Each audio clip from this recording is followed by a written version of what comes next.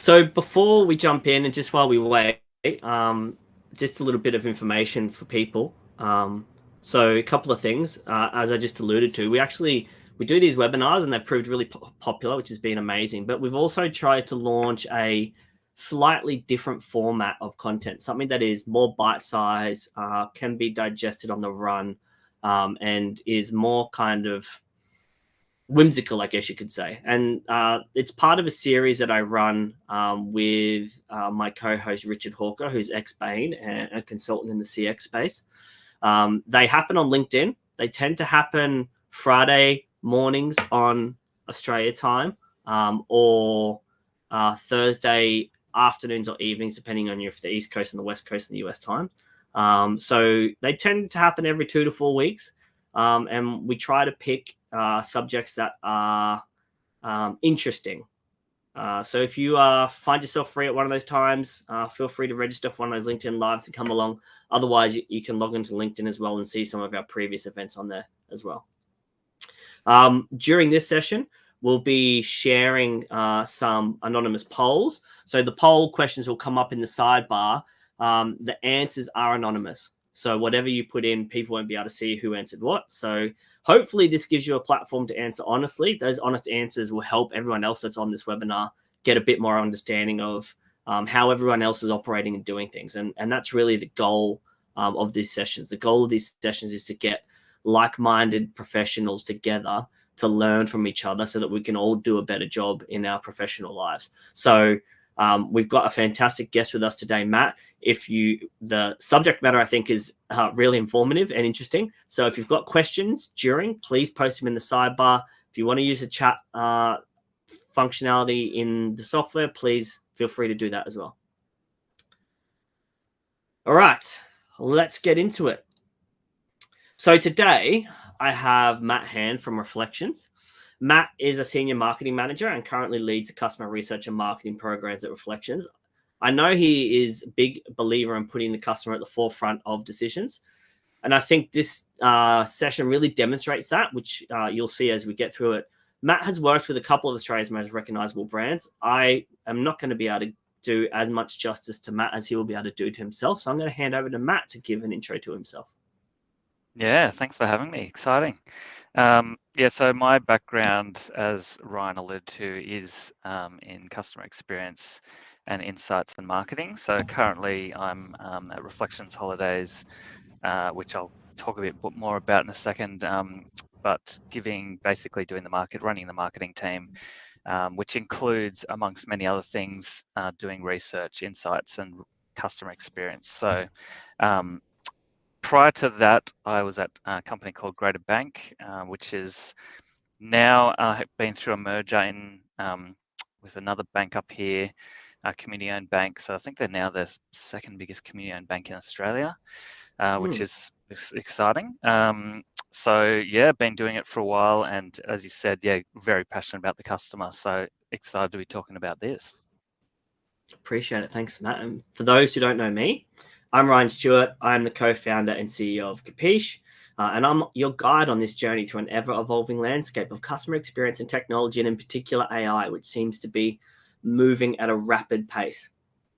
I've got, which feels a little bit depressing to say now, but I've got almost 20 years of experience of natural language processing and AI, and its application to a range of different areas, but in particular, understanding customer experiences and optimizing customer experiences. So without any further ado, let's jump into it. Matt, I always find that the best way to tell a good story is to make sure we set strong foundations. Why don't you tell us about yourself joining Reflections Holidays and what the VoC program looked like? Yeah, so I've been here just over 2 years.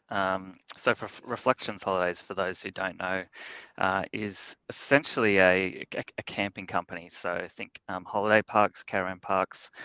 We have about 40, and we're actually New South Wales government owned. So if you're not in Australia, that is basically a state government owned company. For those who are in Australia, we're actually part of New South Wales government, believe it or not. So about 12 years ago, the Crown Lands Department, which really operates a lot of land in New South Wales, had all these caravan parks and went, they're being run not super well, so let's create a new company to run them, and that's us. So I've been here for 2.5 years. When I joined, customer experience and VoC, look, really it was an NPS survey that was run out of our booking system. And you could access the results through the booking system. Of course, the booking system, its primary job was to take bookings, and NPS really was a distant little application it could do on the side. But to the company's credit, they had been doing that for a number of years. So when I joined, literally one NPS survey looks terrible. Those of us who really care about methodology and getting things really accurate would hate a lot of the nuances in the wording and question design and stuff like that. However, the things that were really good about it was that they had been doing it for a long time. So there was a really good backlog of data there. And I also think the nature of the company, being that it's people going on holiday, people wanting to have a good experience, meant that generally speaking, people did actually want to deliver a good experience. So that's kind of where it was when I came on board a bit more than 2 years ago. There's something, well, a couple of things in that. One, that rich history of data is going to prove to be very useful later when we get into how we assign a dollar value to NPS. But two, the fact that it's so almost like pristine and prime for you to really take the reins. Like there's no complication there. There's no bloaty software there. It's just a simple program that's collected loads of data and you can come in and really own it. It's quite an enviable position. What were your initial steps? Did you make any changes or what did you do when you first joined? Yeah, so look, the first thing I wanted to do was understand what was actually there, because the way that it had been used up until that point was really that staff at Parkland, if they wanted to go in and see what guests were saying about them, could go in and access it. And that's kind of where it stopped, generally speaking, is that parks would go and read the individual comments. Someone could complain about the fact their fridge had broken and they might go and fix the fridge. From an organizational level, though, because it was just tens of thousands of records that you could download to Excel, and that was the absolute maximum that it could do, it meant we actually had no understanding of what was going on in the data and the guest feedback that we were receiving. So what it meant for us is that, like you said, clean slate. But I think the other really good thing that we had before I kind of started making changes was our CEO was a really big supporter of customer experience. And, for all of the kind of ways that we might wish it were different, that we could kind of circumnavigate C-suite if we needed to, you just can't buy that type of support. It's really been, I think, one of the big drivers behind our success. So if that wasn't the case, that's probably where I would have started. But thankfully, that was a bit of a given. So we had all this data. So then my next step was, okay, we need to try and make some sense of what we're seeing here. So I reached out to Lincoln, who's one of the Kapiche guys who I'd met, I think, years beforehand. We just kind of kept in touch and said, look, I've got this challenge. What do you think you can do to help out? And he came in and basically gave us a trial run. So that's kind of what my first steps were. Yeah. I'm not going to take us down this tangent, but the support from the top for VoC and insights seems to be a real common thread among success stories. It's almost like people that are going into these roles to own this function and run this function need to ensure that that is a prerequisite before they say yes to the job offer. Yep. The other thing that's interesting to me is that you've come from organizations that have obviously had access to, one of the big CX platforms and all the bells and whistles that come with it. But your first reaction wasn't to go out and get one of those. Why was that? Yeah, so I have come from a place where we had everything like the instant, transactional surveys going out on SMS. We'd mapped all the journeys. We'd, understood all the pain points at various different places. We were collecting data across all of our different touch points. I think for me, you need to start with the culture. I really am a big believer in you're setting yourself up for spinning your wheels if you don't get the culture in place. Obviously, C-suite's a start, and that is probably, I would say, it makes your job a whole lot easier if that kind of CEO level is on board. But I actually think it's way less effort to do it that way, because I think what happens if you start with the program is that you spin up all of these platforms and programs and solutions and things. You end up spending so much time managing the program that you've built that you don't have much time for anything else, and you end up having to defend, I think, a really complex program that's very time consuming when you haven't yet got people on board. So you spend so much of your time kind of trying to convince people it's important, convince people you should have it. Now, this is not me saying that I'm not a believer in getting to that point, by the way. Just saying that I think starting there can really prove challenging. Yeah. So look, there's some stuff that we will do, and we'll talk about it a bit more at the end. And there's a lot of places I want to go in, eventually spinning up a really in-depth listening side, especially because it's not there now. But yeah, that's I think what I'm kind of a believer in. And what about alignment behind the metric? Yes, so we had NPS already in place. Look, I think everyone has heard the term NPS. And as I kind of alluded to before, everyone in the business, I think, wanted to deliver a good customer experience. I think because you're held to account, especially the park teams, by customers on a day-to-day basis, and they're there for an experience, that does go a long way to having that culture there. So I don't think I was starting from scratch, and I think it'd be disingenuous to say that I kind of came in like a hero and changed everything. But yeah, NPS, we needed to kind of get people around and help them to understand before we could kind of then start trying to drive, I guess, the outcomes from having NPS as our metric. Well, you're a hero to me, Matt. So Thanks. Before we get into the real interesting part, which was assigning the dollar value to the NPS, let's just go back and have a look at some of the initial insights that came out of your historical data and what aha moments it delivered and what momentum it allowed you to build. Yeah, so going back to when we got Lincoln in to kind of take us through, a bit of a trial really of what we could see from our own data. So he came in and, there was myself, my boss who was CMO, CEO was in that meeting, head of ops, and he kind of just started going through it. And there was this big thing at the time, which is that our park staff really had a bugbear with the amount of potholes in our roads. So if you imagine we've got close to 40 properties, we'd have hundreds of kilometres of roads, tarred roads, dirt roads, everything in between. There was a real push from staff saying we need to fix these roads. Some of them are terrible, and to be granted to them, some of them are, can use a fair bit of work. But you've got to think that, fixing a road at a park can cost, $500,000 more depending on which park it is. Some of the parks have like 30 kilometers of road. So that was something we were hearing all the time. And then Lincoln came in and kind of showed us the data and showed us the impact on customer experience.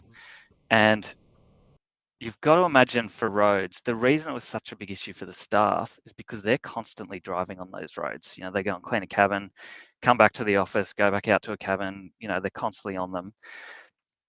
Guests probably drive in once with their caravan, set up, and then may not move the caravan for the rest of the holiday. So we saw that the impact of fixing potholes and the impact that negative comments on potholes made on our roads would only improve if we just got it to kind of like an average level where people didn't complain or, tell all their friends about the roads at the park. If we did that, it would improve our NPS by 0.5 point.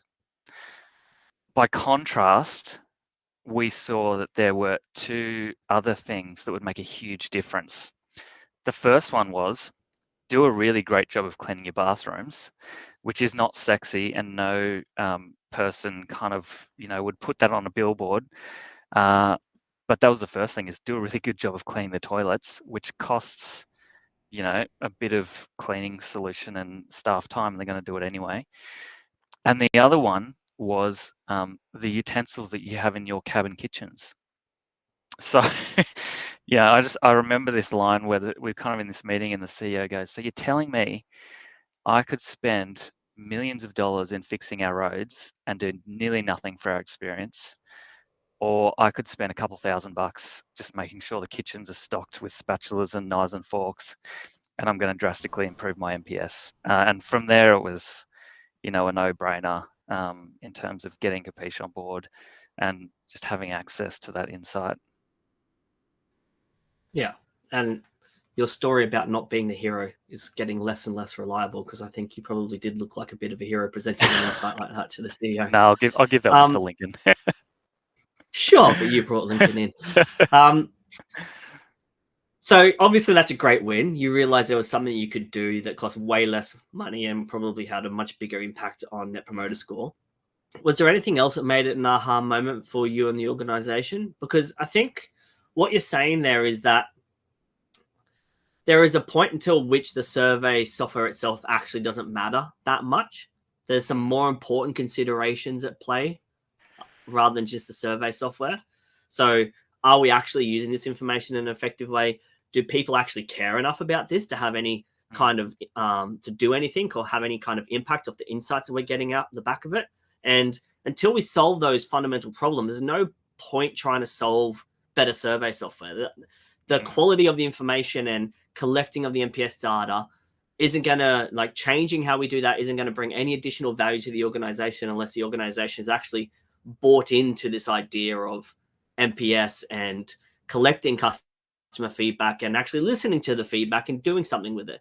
And it feels like you first saw that inkling of what that whole, potholes versus kitchen utensils gave you the first real insight into what that promised land could look like. Yeah, and I think because of the nature of our business, in that there's essentially 40 locations with 40 different guest spaces, 40 different sets of facilities and experiences on offer. Without something to unify it, it probably meant that we were seeing a lot of individual feedback just based on what they had passionate guests tell them. So I think, like you said, I came from a CX background and a research background. I care about survey methodology, and I care about, making sure you're getting the right information to make the right decisions. But yeah, you're right. Unless you kind of are doing something with it, it's pointless. Like, you can listen and listen and listen. If anything, it might be worse because people feel like they're telling you stuff and you're not doing anything about it.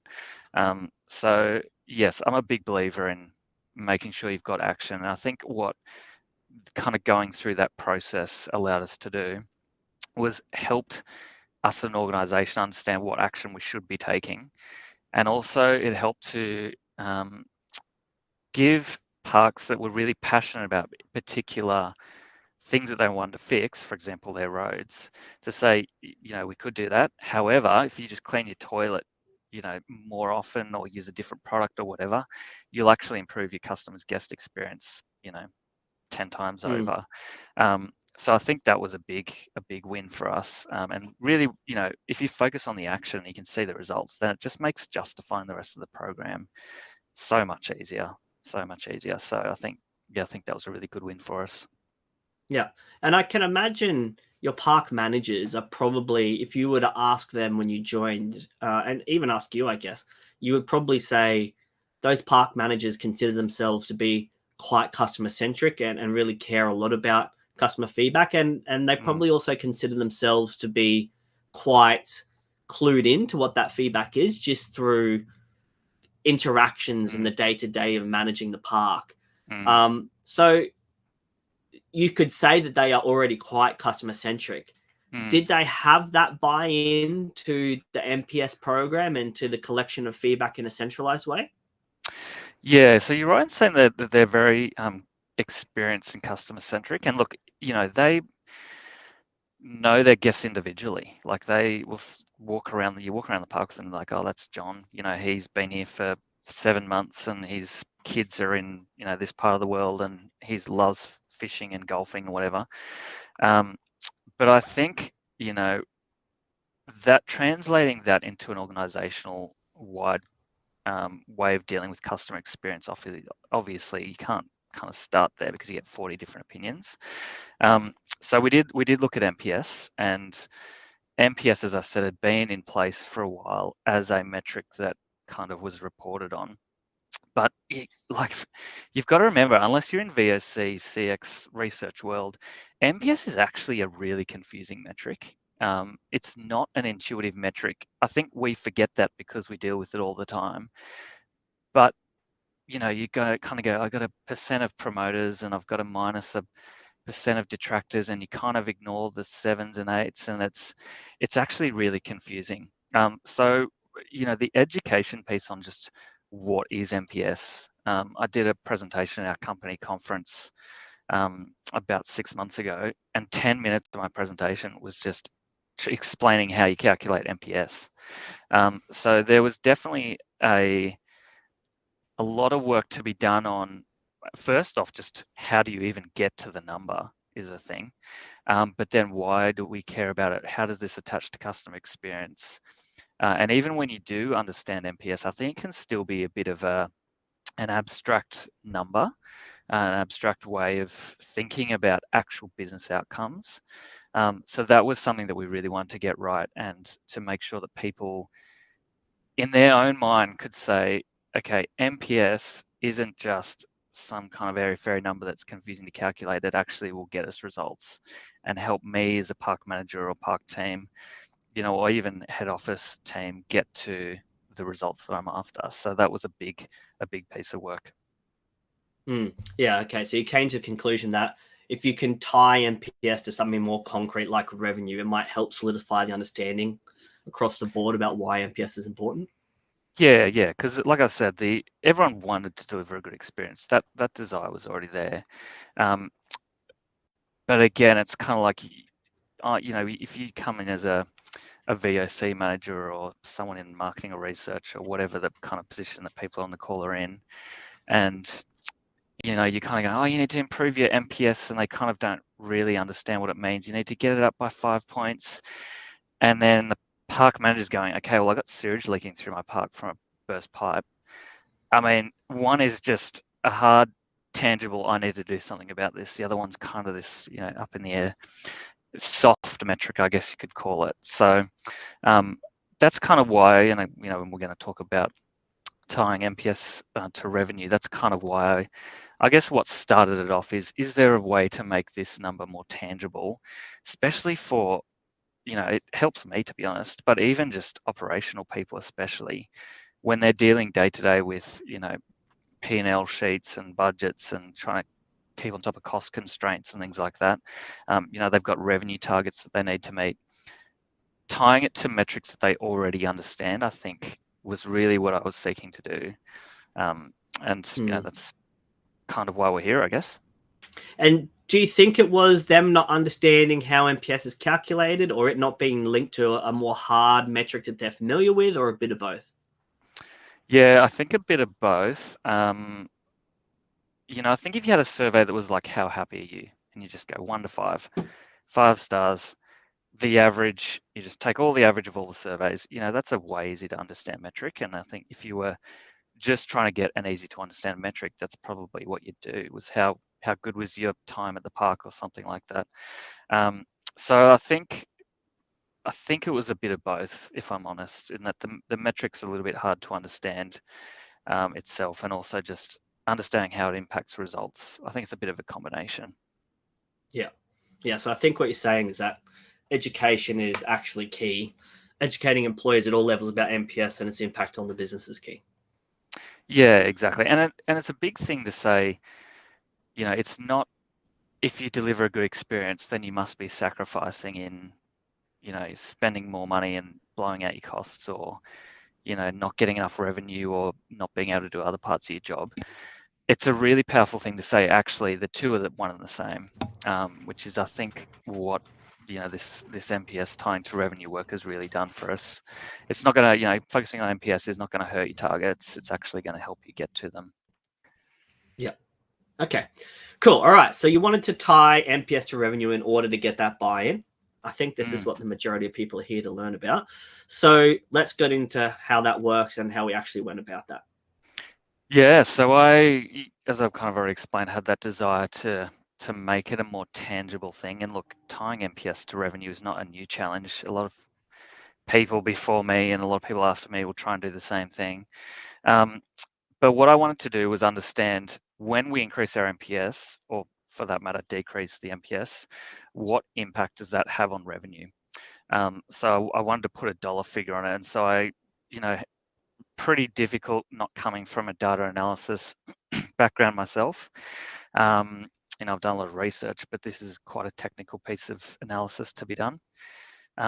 Approached the guys at Kapiche and just said, look, I've got this challenge. Want to tie NPS to revenue. We've got data kind of floating around the place. Is this something you've dealt with before? Can you help us out? So we had a bit of a chat about it, and Ryan and I jumped on a call with a couple of others and talked through the problem and why I wanted to get it this done. And what we ended up doing was, I think we provided you, I think it was 5 years worth of historical booking data and also all of our future bookings. So about 6 years in total. We only book a year in advance. So we got all that data, all that information, and then which included how long they stayed, how much did they pay for the stay, all that type of thing. And then we sent across the same period in NPS. So that's why, as imperfect as the program had been in the past, you can't, argue with the fact that there was already 5 years worth of historical data there sitting there with NPS. So I kind of got these files together, pulled it all, made sure it was at least the right information, and then just went, have fun with that one. And you took it from there. So I don't know if you probably want to explain from here your methodology and how you got to doing it, because for me that was a bit of a dark magic black hole. But I'm interested to even hear how you guys did it on your end, because it looked quite technical, I think. Yeah, and it was quite technical. So first of all, Bain, one of the original inventors of NPS, they have a methodology for assigning a dollar value to Net Promoter Score. Yes. They call it loyalty economics. If anyone Googles loyalty economics, the Bain article about loyalty economics will probably be your first hit. But I don't like it much because I think it's quite contrived. And whenever I'm trying to assign a dollar value to NPS, I've always just found myself going back to first principles and assessing the situation to determine the best approach. So in the case of reflections, you're lucky in that you have a lot of rich information from your booking system, which you touched on at the start, going back almost 6 years. And in particular, the data you collected could calculate for each customer booking how many nights has that customer stayed in the next 12 months and how much money had they spent in the next 12 months. And that was the data that formed the basis for the work. So we did a few things. So first of all, we removed outliers from the data set using a method called interquartile range. And I'm going to apologize to everyone in advance. There's a lot of information that's coming in the next minute or two. There is a recording coming if you need to watch it back. Otherwise, if you want us to send you some more detailed information about how this was done, just comment in the chat section. Just put a formula in the chat and we'll send something to you. So we removed outliers using an approach called interquartile range. This is important because some of your customers, Matt, they are actually businesses that are booking on behalf of their employees. So as a customer, they look like an absolute dream customer because they're booking an extreme amount of nights and spending an extreme amount of money, but they're actually not representative of a standard customer. So we needed to make sure we dropped those outliers out so we didn't blow our metrics out one way or the other. Next, I was really interested to see, well, okay, is there actually a correlation between the NPS score that people gave and the amount they spent in the next 12 months or the number of nights they stayed in the next 12 months? So we tested to see if there was a statistically significant correlation with both of those metrics. What I found interesting was, number one, not only was there a statistically significant correlation between the NPS score and both of those metrics, for a while there, you were all asking driver questions as well. I can't remember exactly what they were, but you're asking them to assess things like, you're asking for satisfaction scores basically on a Likert scale of value, cleanliness, and other factors. None of those driver questions had statistically significant correlations to the spend in the next 12 months and the stays in the next 12 months. Only NPS had that statistically significant correlation, which, if you were designing the perfect story, that's absolutely the ingredients that you'd mix in. I didn't expect that to be the case, but I was quite surprised when I found it that only the NPS score was the one that had a statistically significant correlation with those future behavior metrics.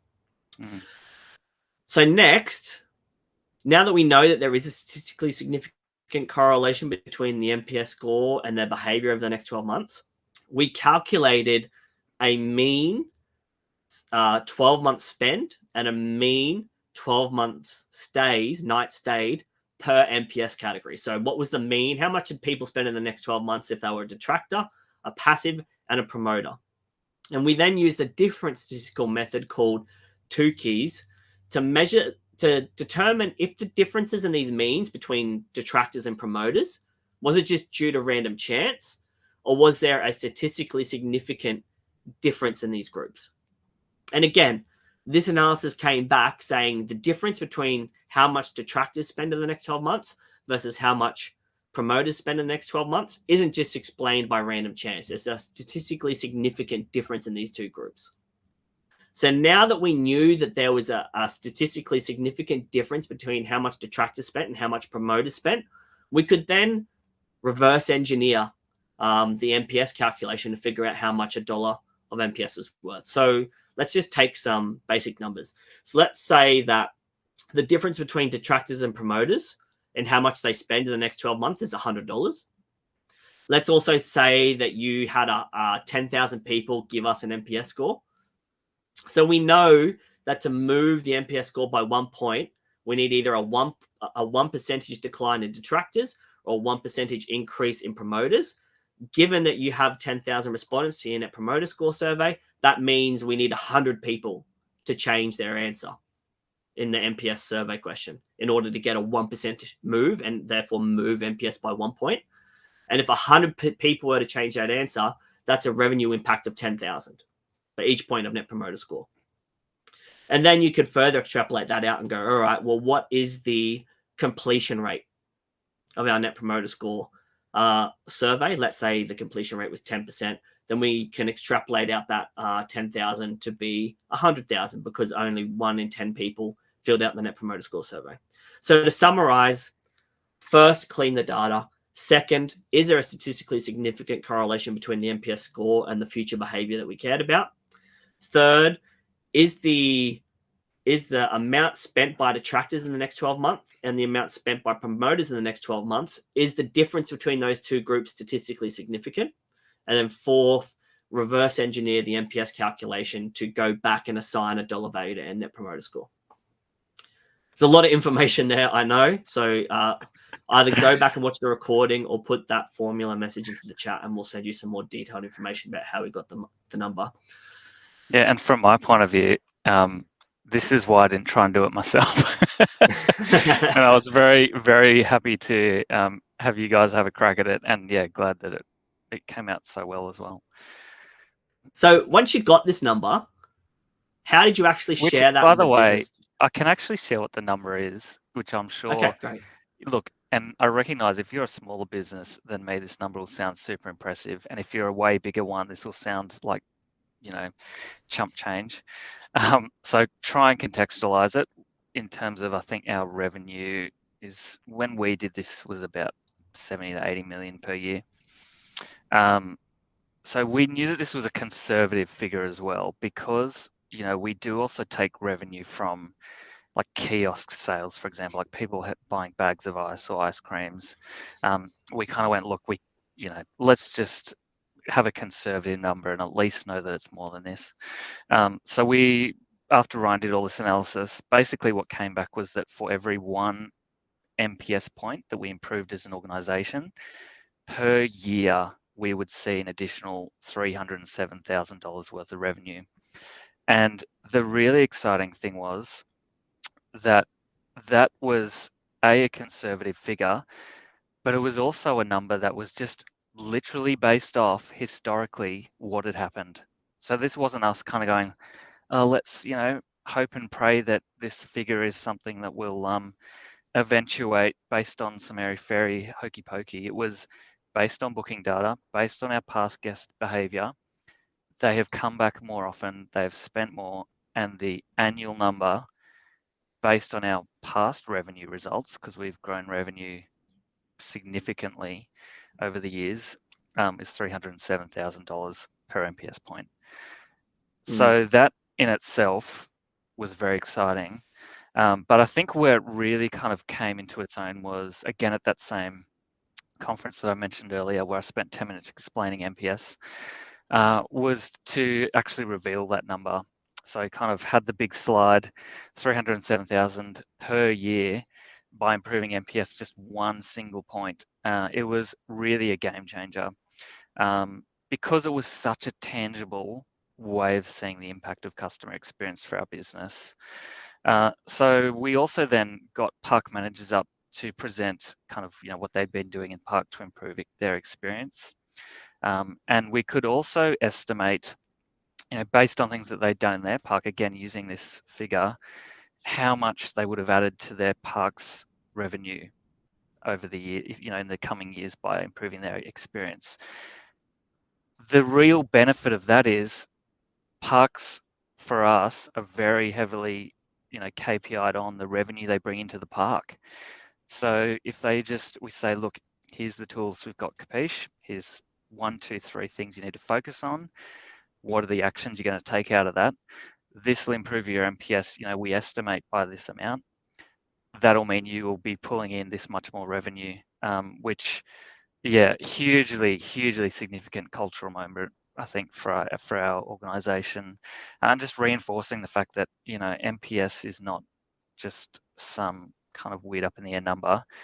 It has really tangible results. So that was a really big moment. And for one of the parks, coming back, I guess, a little bit away from revenue, we know that amenity blocks, so like bathrooms, toilets, showers, shower blocks, have a huge impact on our experience as a company.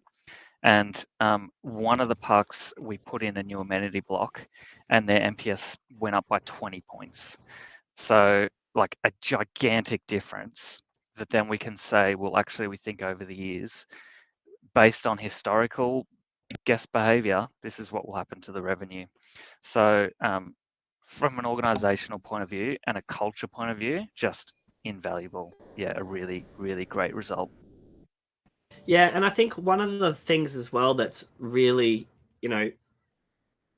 worth mentioning, probably somewhat obvious. Great that it gets the buy-in into the Net Promoter Score, obviously, but one of the derivative wins is that you deliver the confidence that the people can just look at the one number in the NPS and know that if they are performing well on that scale, they're going to be performing well on revenue as well.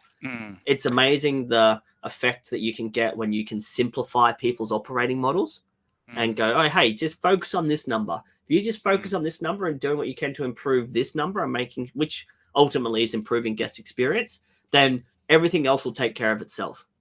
Yeah, right. And it's not like we then, from that point on, started reporting experience as revenue, because then I think, you get yourself into other problems. You're right. But it did mean that when you're talking about NPS, suddenly it has a more tangible effect, I think, which was really awesome. Yeah, it's really great to see that. A 20-point swing in Net Promoter Score. That park manager must have been ecstatic.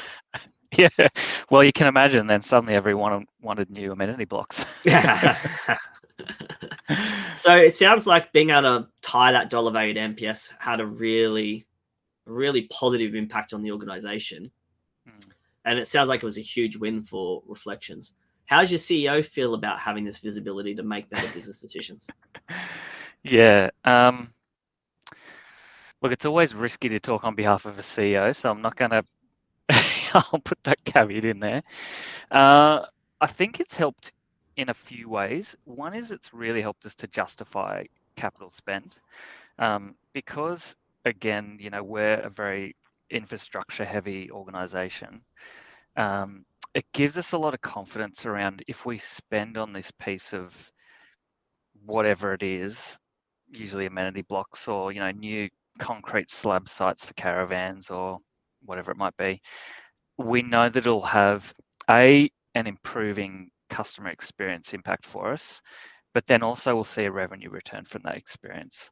So I think there's a great deal of comfort around that for a business like ours, that you're not kind of just going, the person that shouted the loudest was this person, and so we'll give them whatever they're after, 10 new kilometers of road or something like that. It gives a lot of comfort, and also helping to justify to boards why you're spending the money where you're spending it. What I've also noticed is that the urgency around fixing customer experience problems has taken on a really new weight, I think, because, and I had a meeting with my CEO and our kind of regional operation managers the other day, and he kind of said, we've got this problem, and whenever it's not fixed, it's meaning that we're throwing X amount of hundreds of thousands of dollars worth of revenue away every year.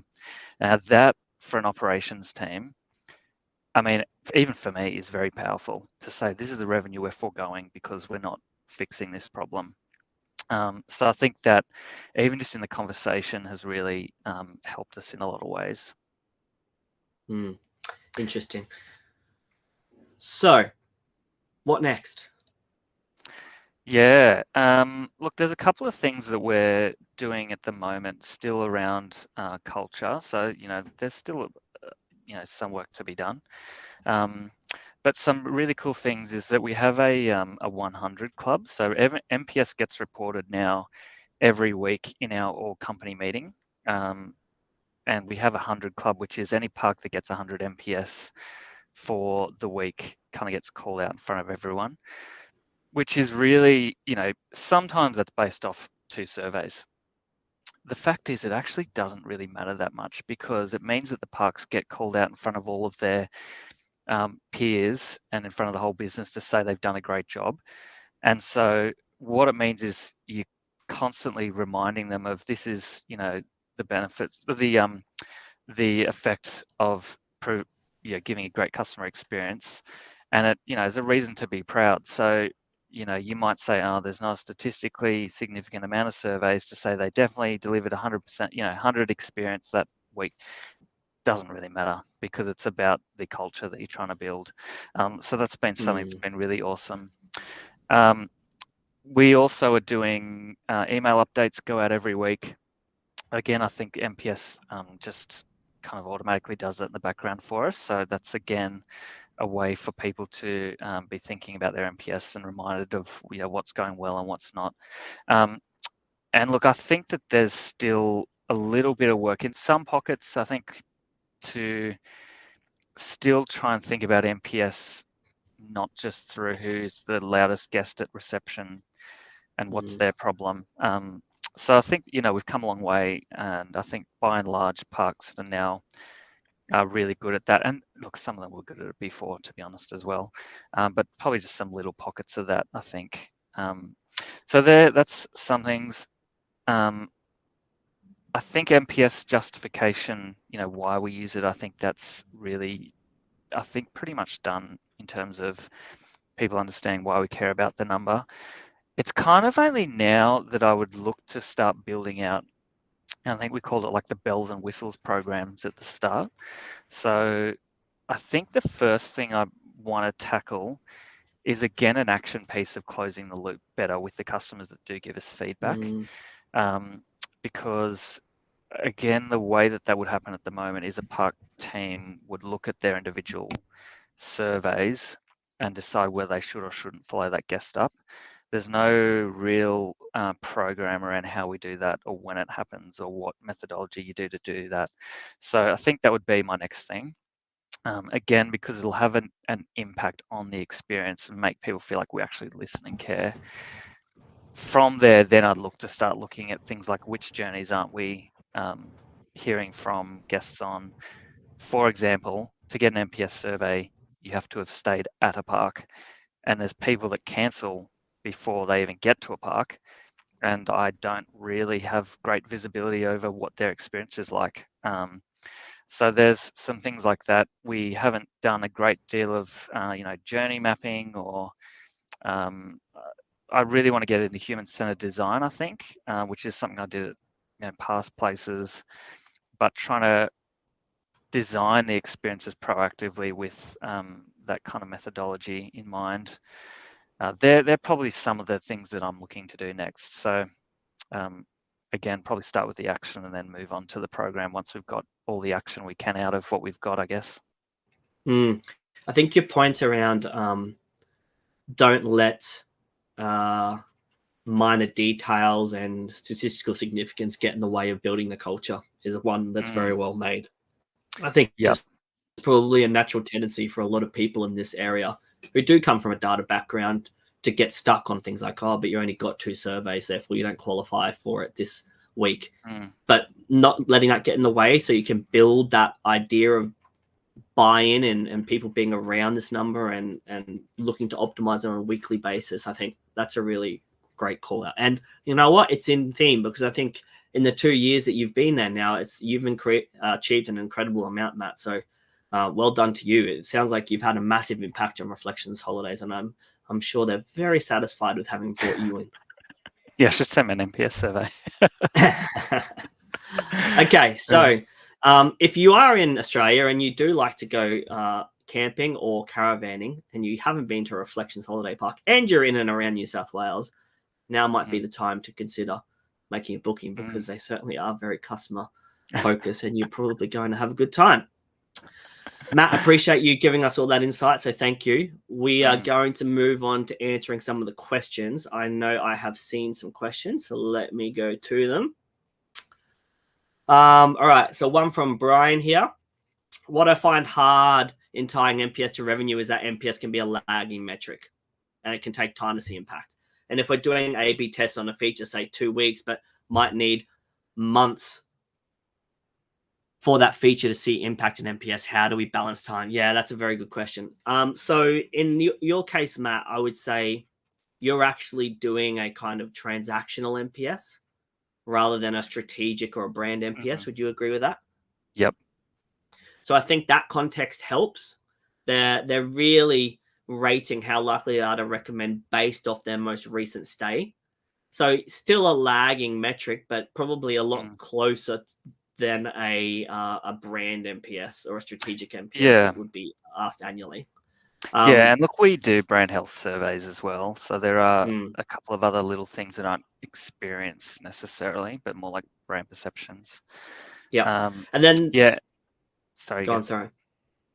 I was going to say, I think for us, one of the things that gives me comfort that we're not just looking at retrospective things is that the same themes come up consistently every single month. Like clean bathrooms, as long as we've been doing this, which is now 2 and a bit years with Kapiche, clean bathrooms, number 1. Like you kind of can go, look, yes, that's still historical. I get that. But I would hazard a guess, if I look at this for next month, bathrooms will be number 1 or 2. So I think that gives me a bit of comfort for us, at least. When I go to the grocery store these days, I see a robot that's going around the aisles trying to keep stuff neat and clean and alerting staff when there's something wrong. You need one of those robots in your bathrooms keeping things orderly. On that, Brian, as well, the other problem that you'll have with A/B testing and NPS is that you need to get a certain volume in order for the A/B test to get a statistical significance. There's actually quite an interesting math background to this that I have had either the fortune or misfortune or stumbling upon. So I will send you that information if you do want to use NPS in A/B tests. I have seen people do it previously. I can also connect you to someone that has done that previously, and they can give you their learnings on that. They were doing it in the context of a technology company. Brian, another question from Brian. I think this relates to the NPS revenue calculation. He said, on the groups you describe, how do you take out biases in the groups? How do you know it's NPS related versus other factors? Yeah, good question. So number one rule in statistics that everyone should understand, correlation doesn't mean causation.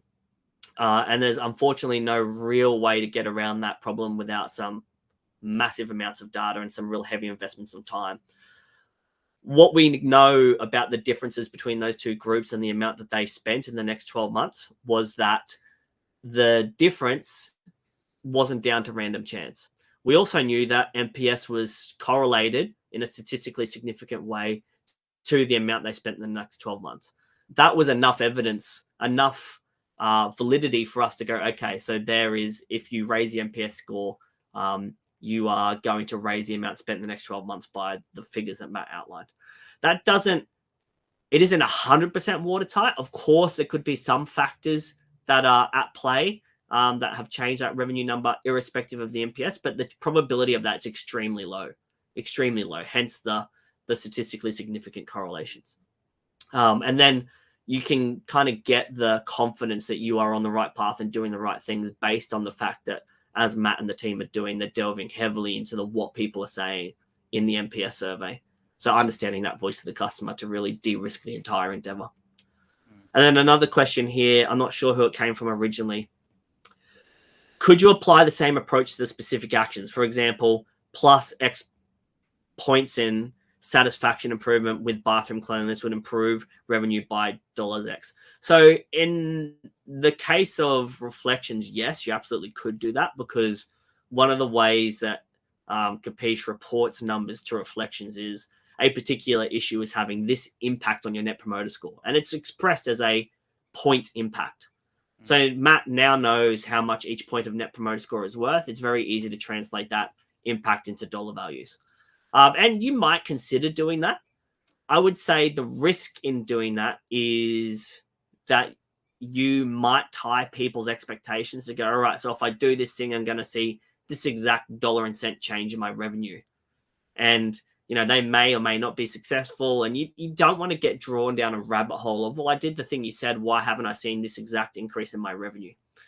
I like the way that you approached it, Matt, which is to say, well, we've proved NPS is having an impact on our revenue, and this is the amount it would change revenue in the next 12 months per point of net promoter score. Let's put that over here. We've built confidence that we can focus on net promoter score when it comes to customer experience and improving net promoter score solely, and let's continue down that path. Anything you'd add to that, Matt? Yeah, I think you're right in saying that because we can see these things like amenity cleanliness impact NPS at an organizational level, it means that we can say that if we got this again to neutral, which is they're not positive or negative. So for example, I think amenities is 8 NPS points impact on us every year on our yearly NPS. So if we improved, again, just to neutral, where they don't say good or bad, 8 NPS points, the revenue number is about $2.5 million a year. Now, at an organizational level, I feel more confident than if I was doing that at a park level, because at a park level, you've got different NPS amounts. Guests stay a whole heap of different ways and different accommodation. There's different makeups. So I have more confidence at an organizational level to say something like that. Again, like you said, Ryan, you'd be careful about how you communicated that outside of, I think, decision makers, that figure though.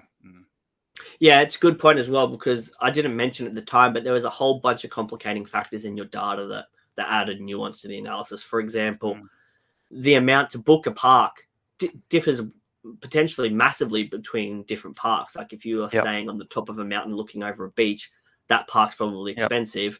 If you're staying Byron Bay, if anyone knows Byron Bay, that's Yeah, so to stay at Byron Bay is way more expensive versus some other holiday parks. So there's that difference at the per park level. So if you'd express it at a revenue dollar per park, that's probably going to get into the territory of being misleading. But at a macro level, across the parks for strategic decision making, works well. All right, we are 2 minutes over. So I'm going to park it there. Matt, this has been amazing. Thank you for taking the time. Apologies to everyone for the technical difficulties at the start, but appreciate you all coming along. Cool. Thanks for having me.